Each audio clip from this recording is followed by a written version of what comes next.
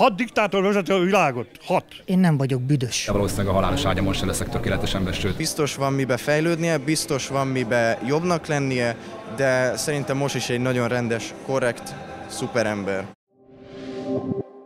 Még másfél év van hátra a választásokig, de már is teljes fordulatszámon pörög a kampány. A nemi szervét fogdosta. Szeretném megmutatni Magyar Péter igazi arcát. Hangfelvételektől fél Magyar Péter, ezt írta a Mandiner. Ez egy 9 napig működő lehallgató kémtoll. Úgy sem mersz eljönni, Peti. A Tisza párt és a Fidesz is országjárásba kezdett. Szerda délután szerencsen úgy alakult, hogy a két politikai párt rendezvényét majdnem egy időben, és egymástól körülbelül 100 méter távolságra rendezik meg. A karmelita palota fura urai pánik üzemmódba kapcsoltak. Csomó hangfelvétel kiszivárgott Magyar Péterrel kapcsolatban. Hát engem az nem izgat, hogy mit hazudnak. Hát, ha ez a legrosszabb, amit róla tudtak találni. Hát én ezeket meg se hallgatom, megmondom az őszintét, mert én annyi hazugságot tapasztalok úgy az újságokban, mint a médiában, hogy én már ezt nem is hallgatom meg. Simán össze lehet vágni egy ilyen felvételt, de lehet, hogy egy-két része igaz volt, de nem gondolom, hogy az egészet igaz lenne az egész szöveg, amit mondott. Most ugye megint mondják ezt a mesterséges intelligenciát, hogy ugye azzal is, hogy manipulálják ugye a Fidesz oldalról. Hát szerintem kevés annak a valóság alapja. Én úgy gondolom, hogy ez oda is, vissza is valószínűleg meglehetősen manipulált. És ebből adódóan nem hiszek egyiknek sem. Soros. Hát erről beszélt Magyar Péter. Menjünk. Ez Magyar Péter volt a beszélgetés.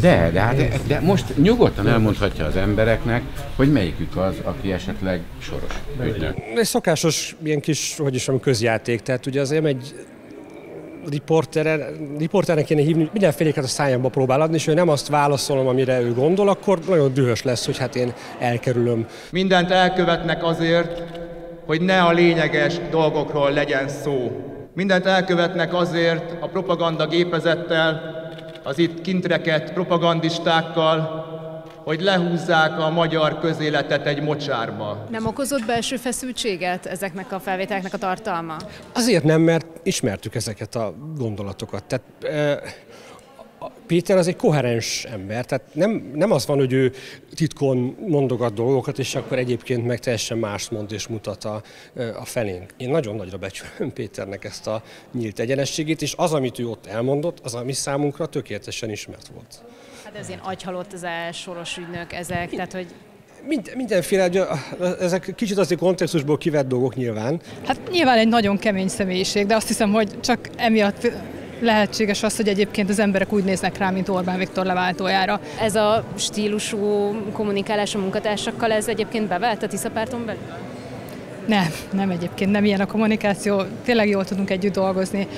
Alakul a csapat, mindannyian ugye gyakorlatilag június 9 előtt ismertük meg egymást, úgyhogy formálódik a csapat, különböző személyiségek vagyunk, de egyébként tényleg azt kell mondanom, hogy nagyon jó a közösség. Sok hibám van.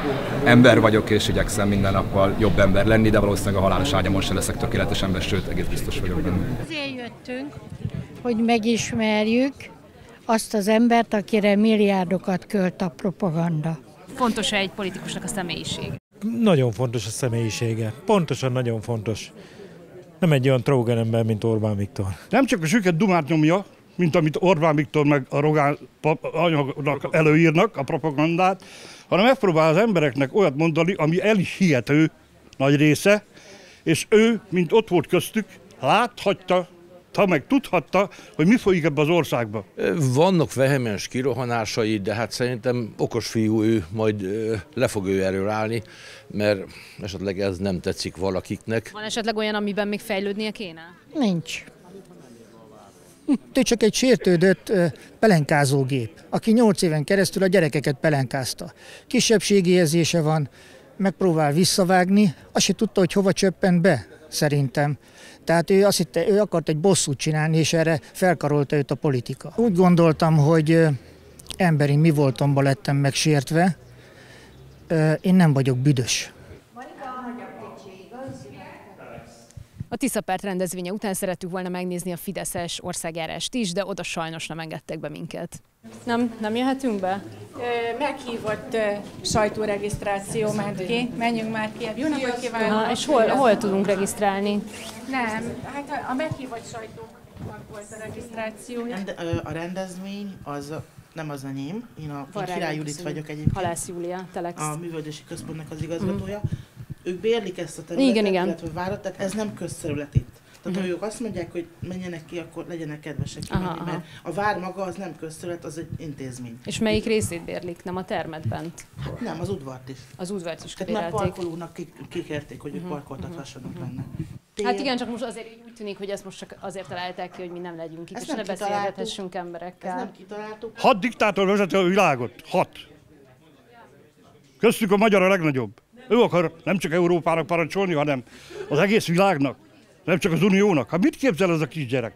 És hogyha holnap Orbán Viktor lemondaná és megszűnne a Fidesz, akkor is szavaznának Magyar Péterre? 100%-osan, hát már csak benne lehet bízni, kibe? Hát, nincs más, nincs alternatíva, csak ő.